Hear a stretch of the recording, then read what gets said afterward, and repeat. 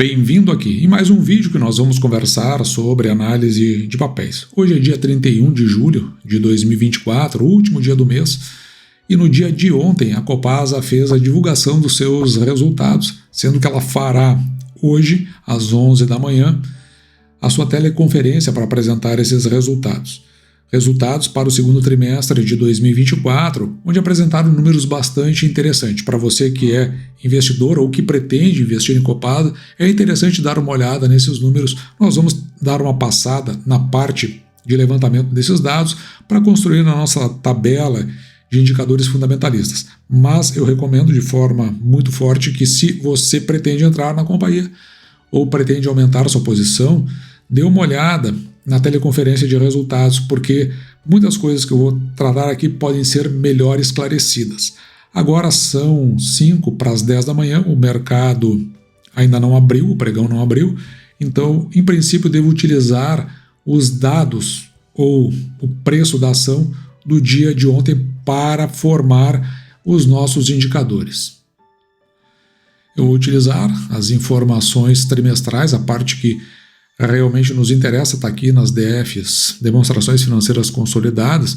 Nós vamos olhar para o balanço patrimonial na parte do passivo, a demonstração do resultado, e também aqui embaixo a demonstração do fluxo de caixa. E com isso nós vamos ter uma ideia de como pelo menos foi a companhia neste segundo trimestre de 2024.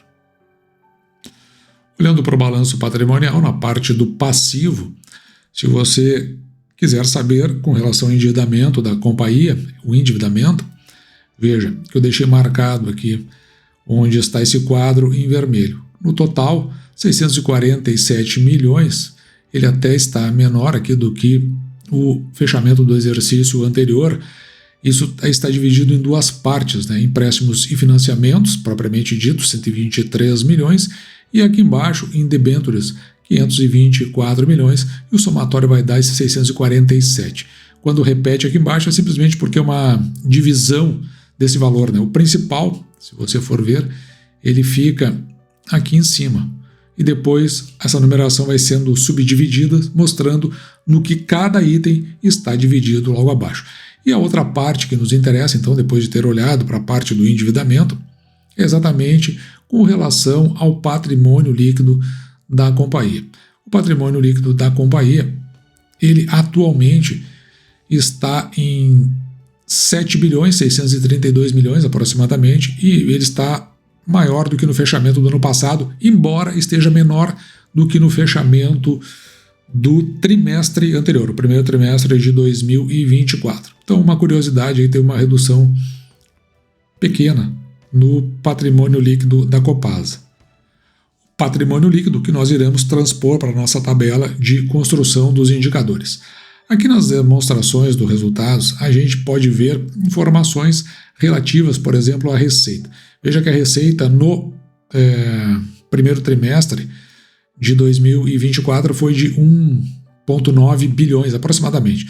E agora fechou no somatório do primeiro semestre em 3,8, ou seja, a receita ficou compatível com o trimestre anterior.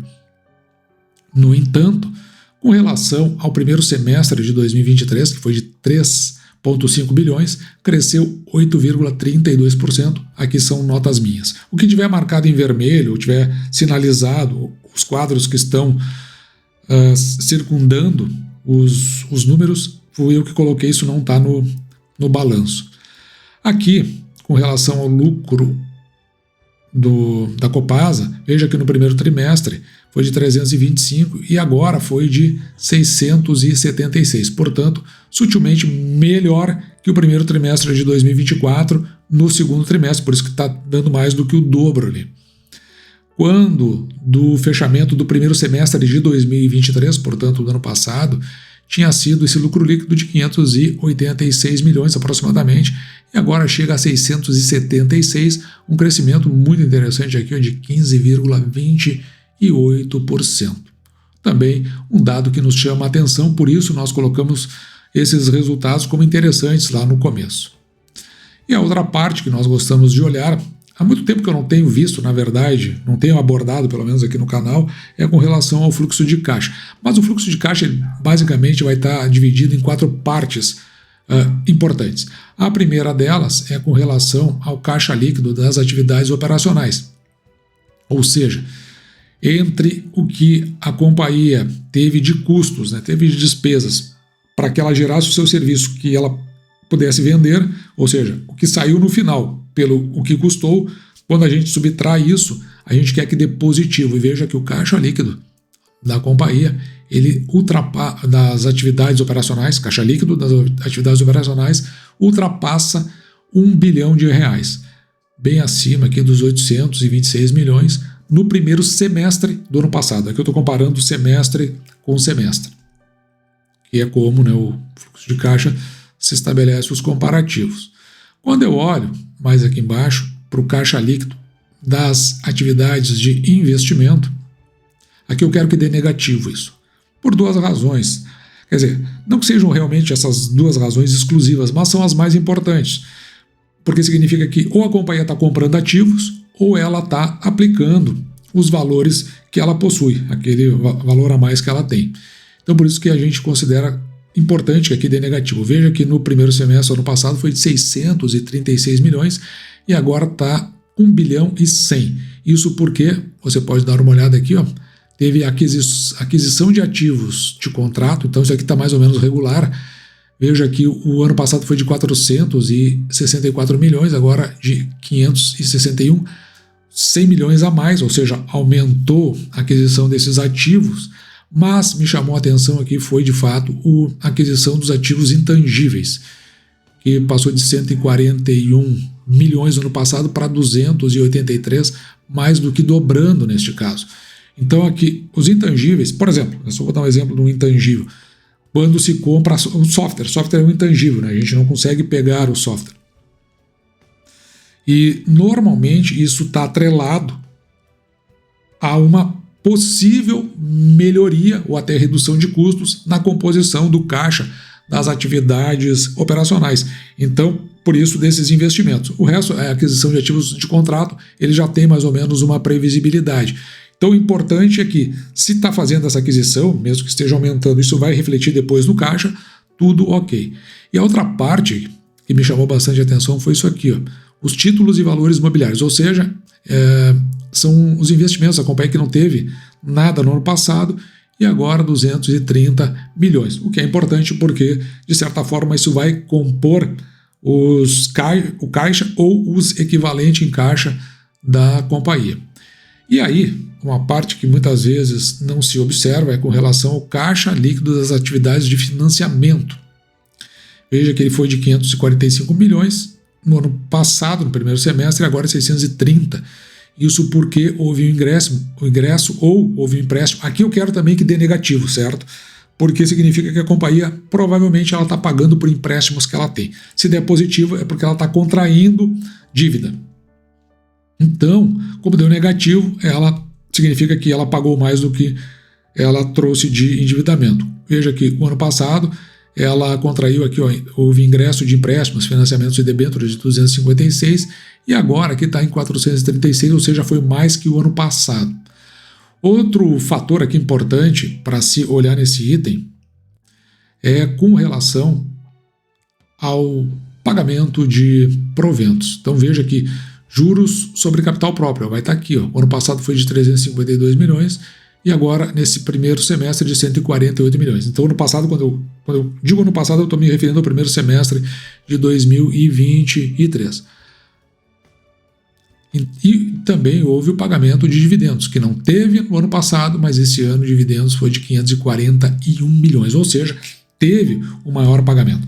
O que chama atenção aqui, e a gente não pode ser pego de forma desavisada, é esta partezinha aqui. Ou seja, como é que estava o caixa no início do ano, ele foi de mais de R$1 bilhão e teve uma redução aqui, ó, de mais 700 reais. Onde é que está essa redução? A redução está mostrado um pouquinho acima aqui, ó. O aumento ou redução de caixa equivalente de 717. E depois que eu olhei, O que mais fez diferença foi justamente a aquisição dos intangíveis, mais os valores que foram depositados, que foram... Vamos voltar ali para você ver. O que mais influenciou aqui?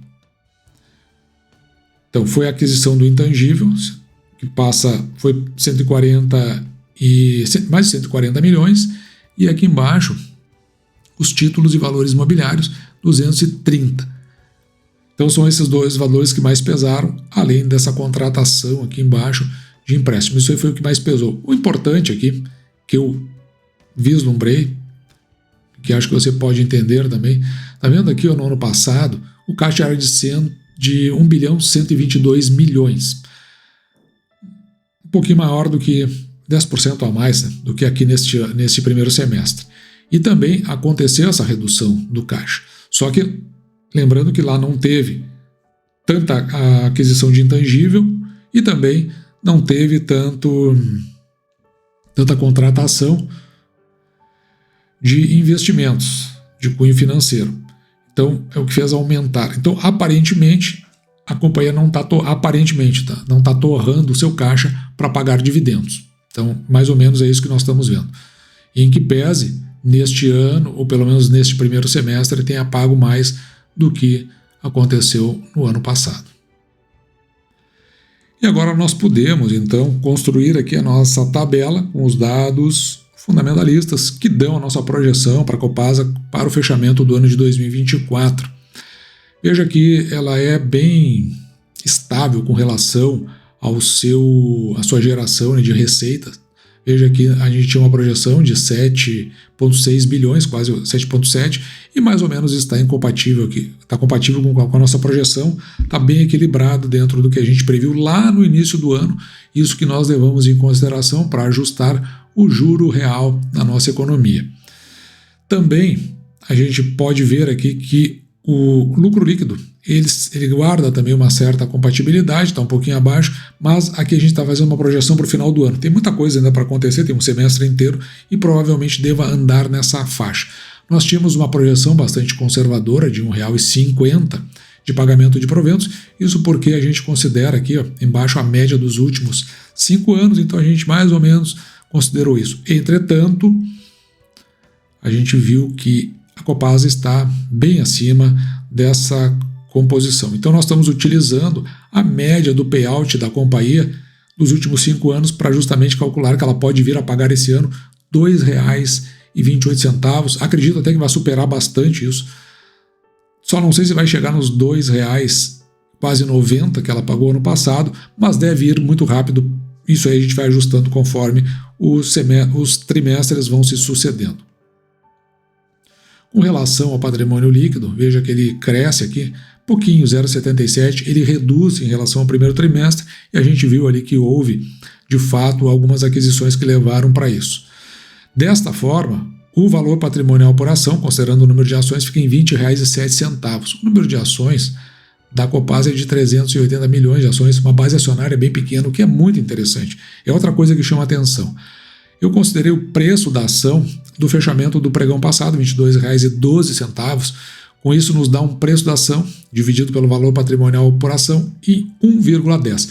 Esse número, para efeitos do método do canal, significa que essa ação não está nem cara nem barata, está num preço ali que pode ser adquirido tranquilamente, porque a gente considera que abaixo de 1, a gente diz que a ação realmente tem uma confirmação que ela esteja barata e que o risco é muito baixo, e quando ela está acima de 1 até 2, a gente entende que a ação está mais ou menos dentro do preço, isso porque a gente adota uma medida muito conservadora na hora de avaliar a empresa. Já o preço da ação, dividido pelo lucro líquido por ação em 6,21, indica aqui que, se confirmado esse lucro líquido que nós estabelecemos, e comprando a ação a R$ 22,12, se receberá de volta o valor investido em aproximadamente 6 anos e 3 meses, o que é um tempo bastante curto, né, para receber de volta o valor investido. O dividend yield da companhia em 10,32%, o que é bem acima do valor dos 6% que nós procuramos aqui no canal. A gente gosta de estar acima de 6%, então veja que é um pagamento bem interessante. Outra questão aqui, a levantar é com relação, se confirmar esse dividendo, o nosso preço teto aqui passa para, olhando para a projeção, R$ 38,03, quase 4. Um indicativo aqui mais um indicativo de que a ação está num preço interessante. Isso porque nós pegamos o dividendo, R$ 2,28, e dividimos por 6%, que é o mínimo que aceitamos receber em proventos pelo valor que pagamos pela ação. Esse 6%, né, é exatamente o mínimo que constaria deste lado. Nos últimos 5 anos, como eu disse anteriormente, a companhia pagou aqui R$ 1,52 em média de proventos, mas a gente precisa considerar que os anos de 2020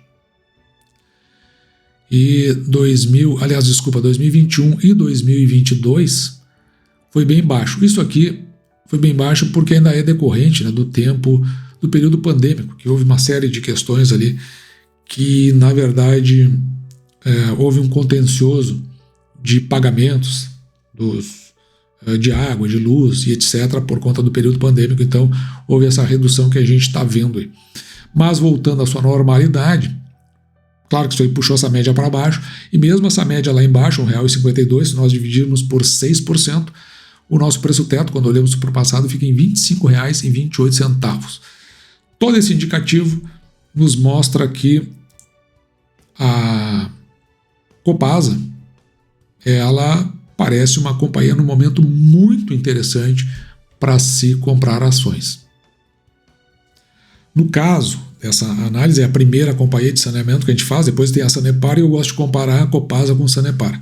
Depois a gente começa a ver as duas como elas estão, são as mais proeminentes nesse momento que nós estamos no mercado, mas veja que a companhia aparece com números interessantes e se destaca bastante. Uma companhia que eu considero colocar na carteira do canal, com certeza, de forma muito consistente, até porque os números dão um indicativo aí de bastante prosperidade para a companhia.